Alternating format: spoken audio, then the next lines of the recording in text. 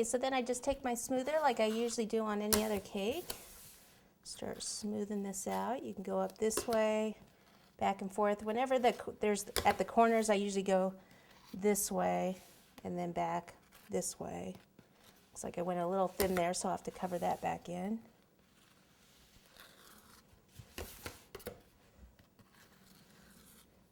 And right between the legs here, go right in. Pull that out. In here. And then we'll come in from the sides like this and from the top.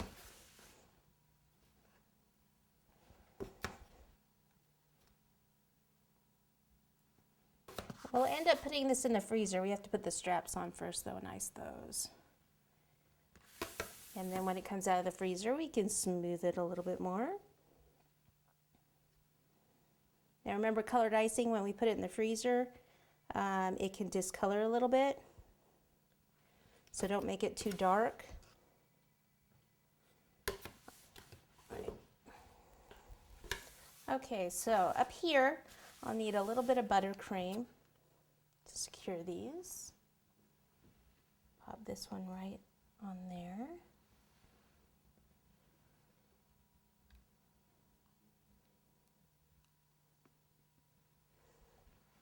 It's okay, it's a little bit lower.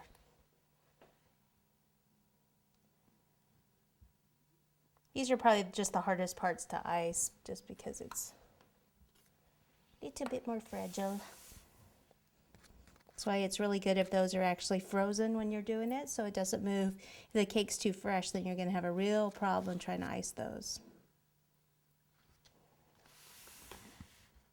Not that I want you to have stale cake, I just mean don't bake your cake the same day as you do something like this. That's what I meant by that. Make sure it's 3 weeks old.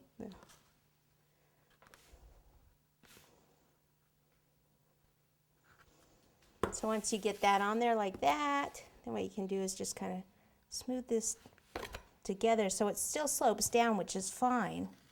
And then this come out like this in here.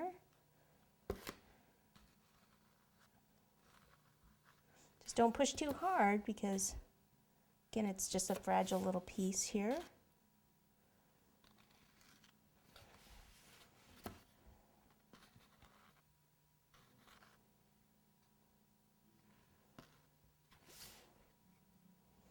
Okay, and I'll do the other one exactly the same, then I'll go ahead and pop this in the freezer for about, just until it's a little firm, probably about 20 to 30 minutes.